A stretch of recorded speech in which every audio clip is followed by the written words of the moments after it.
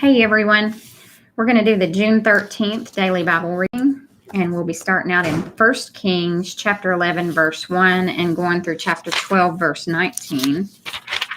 And then we'll be in Acts chapter 9 verses 1 through 25, Psalm 131 1 through 3, and Proverbs 17 4 and 5 will finish us up. Now King Solomon loved many foreign women. Besides Pharaoh's daughter, he married women from Moab, Ammon, Edom, Sidon, and from among the Hittites. The Lord had clearly instructed the people of Israel, "You must not marry them, because they will turn your hearts to their gods." Yet Solomon insisted on loving them anyway. He had 700 wives of royal birth and 300 concubines. And in fact, they did turn his heart away from the Lord. In Solomon's old age, they turned his heart to worship other gods instead of being completely faithful to the Lord his God as his father David had been. Solomon worshipped Ashtoreth, the goddess of the Sidonians, and Molech, the detestable god of the Ammonites. In this way, Solomon did what was evil in the Lord's sight. He refused to follow the Lord completely, as his father David had done. On the Mount of Olives, east of Jerusalem, he even built a pagan shrine for Chemosh, the detestable god of Moab, and another for Molech, the detestable god of the Ammonites. Solomon built such shrines for all his foreign wives to use for burning incense and sacrificing to their gods. The Lord was very angry with Solomon, for his heart had turned away from the Lord, the God of Israel, who had appeared to him twice. He had warned Solomon specifically about worshiping other gods, but Solomon did not listen to the Lord's command. So now the Lord said to him, "Since you have not kept my covenant and have disobeyed my decrees, I will surely tear the kingdom away from you and give it to one of your servants. But for the sake of your father David, I will not do this while you are still alive. I will take the kingdom away from your son.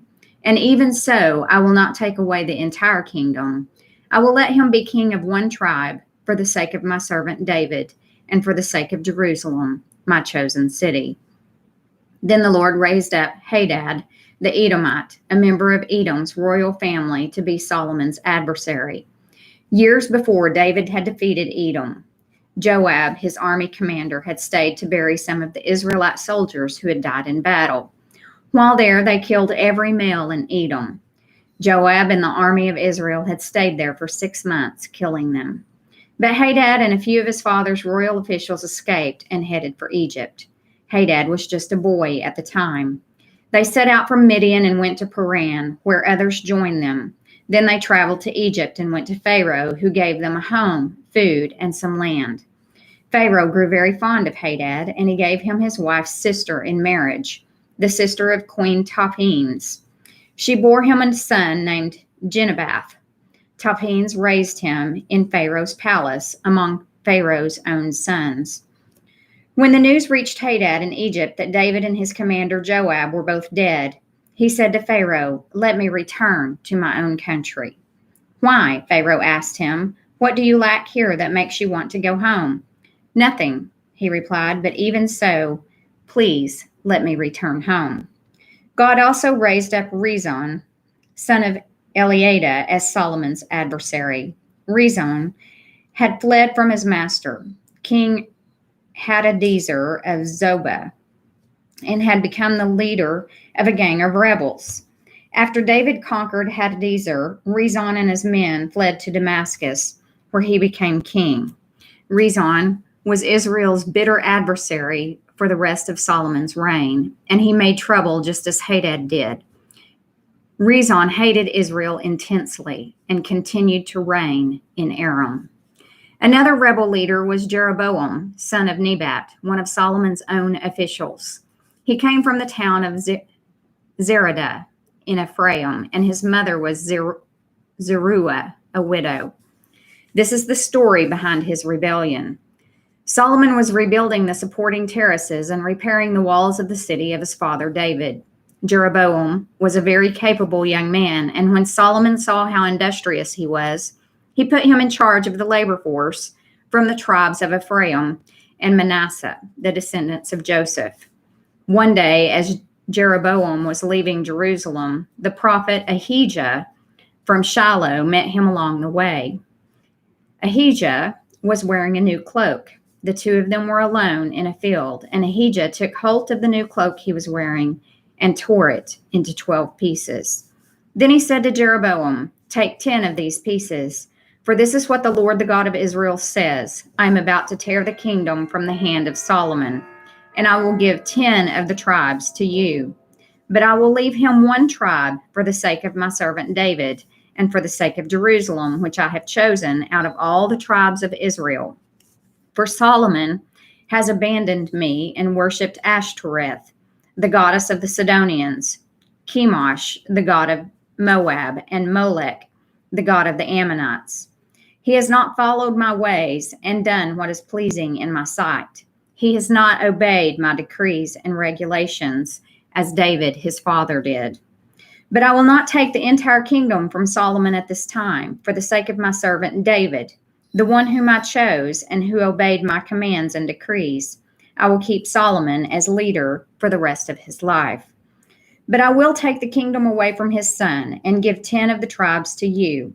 His son will have one tribe, so that the descendants of David, my servant, will continue to reign, shining like a lamp in Jerusalem, the city I have chosen to be the place for my name. And I will place you on the throne of Israel, and you will rule over all that your heart desires. If you listen to what I tell you and follow my ways and do whatever I consider to be right, and if you obey my decrees and commands as my servant David did, then I will always be with you.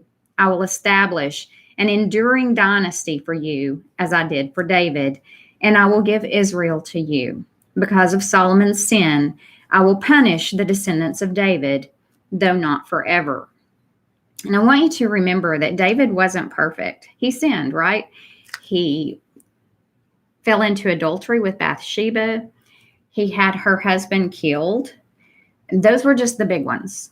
I mean, there were other things. David's life is just like all of ours. It was the fact that he always turned back and asked for forgiveness, that God gives David so much credit for following after him. So when we fail, when we fall away somehow, as long as we always turn back to God, just like the prodigal son, and ask for forgiveness for whatever stupidity that we have done, because it happens, then God will forgive us and he'll come running to us, just like the story in the parable about the prodigal son. He comes running and he wraps us in the royal robe.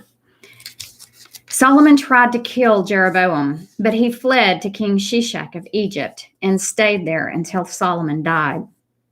The rest of the events in Solomon's reign, including all his deeds and his wisdom, are recorded in the book of the Acts of Solomon. Solomon ruled in Jerusalem over all Israel for 40 years. When he died, he was buried in the city of David, named for his father. Then his son Rehoboam became the next king. Rehoboam went to Shechem, where all Israel had gathered to make him king. When Jeroboam, son of Nebat, heard of this, he returned from Egypt, for he had fled to Egypt to escape from King Solomon. The leaders of Israel summoned him, and Jeroboam and the whole assembly of Israel went to speak with Rehoboam. "Your father was a hard master," they said.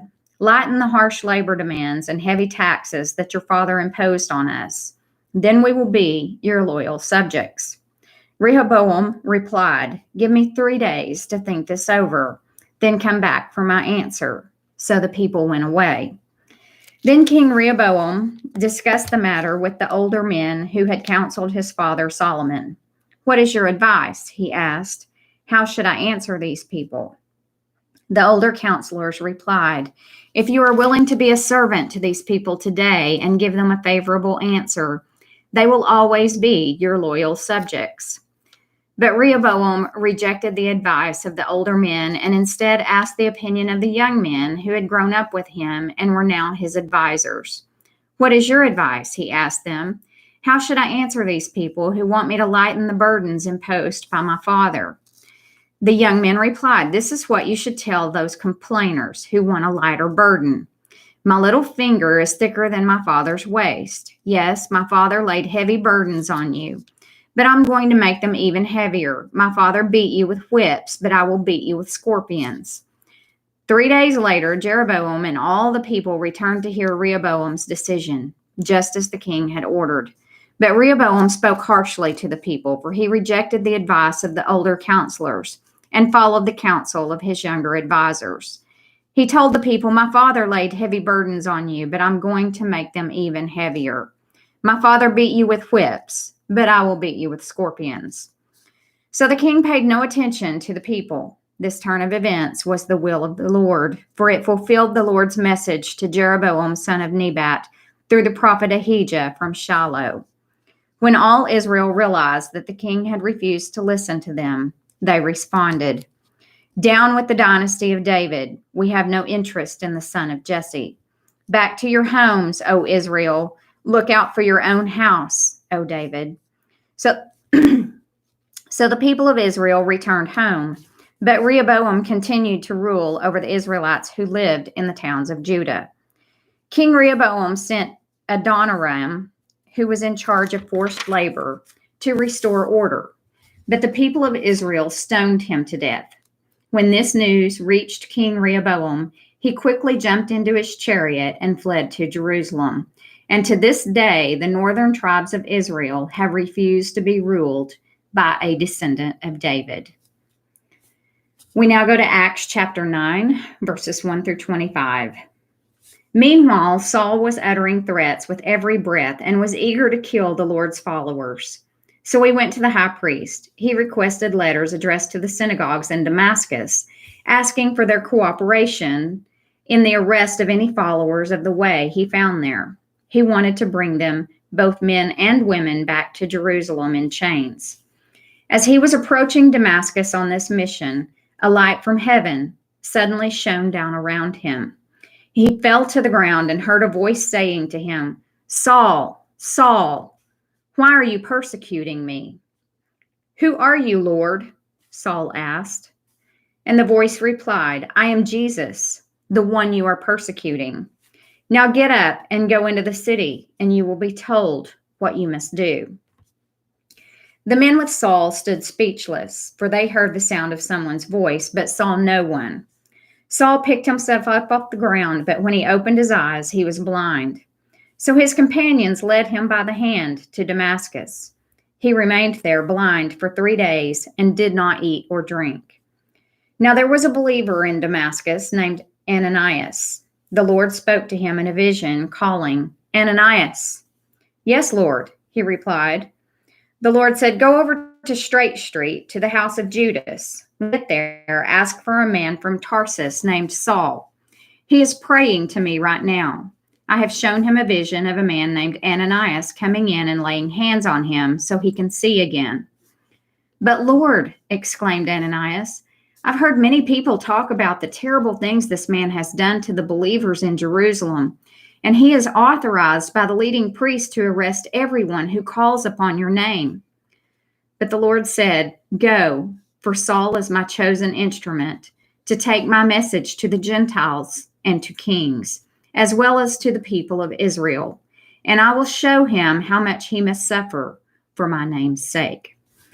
So Ananias went and found Saul. He laid his hands on him and said, "Brother Saul, the Lord Jesus, who appeared to you on the road, has sent me so that you might regain your sight and be filled with the Holy Spirit." Instantly, something like scales fell from Saul's eyes, and he regained his sight. Then he got up and was baptized.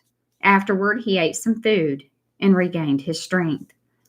Saul stayed there with the believers in Damascus for a few days, and immediately he began preaching about Jesus in the synagogues, saying, "He is indeed the Son of God."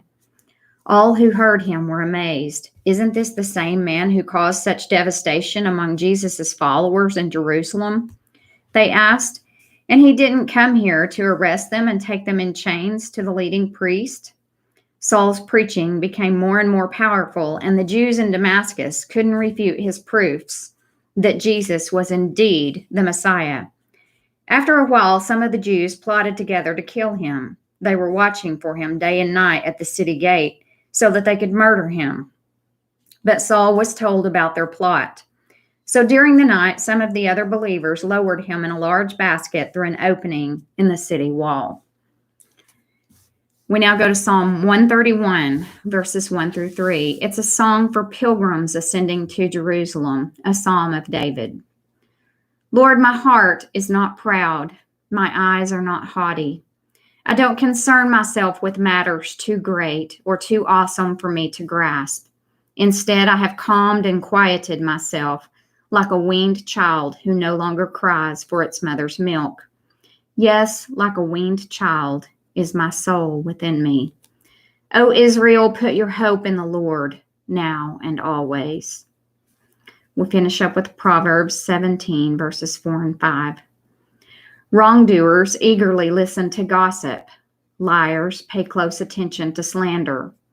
Those who mock the poor insult their maker. Those who rejoice at the misfortune of others will be punished. That finishes us up for June 13th, and I will be back in a little bit with June 14th. Thank you.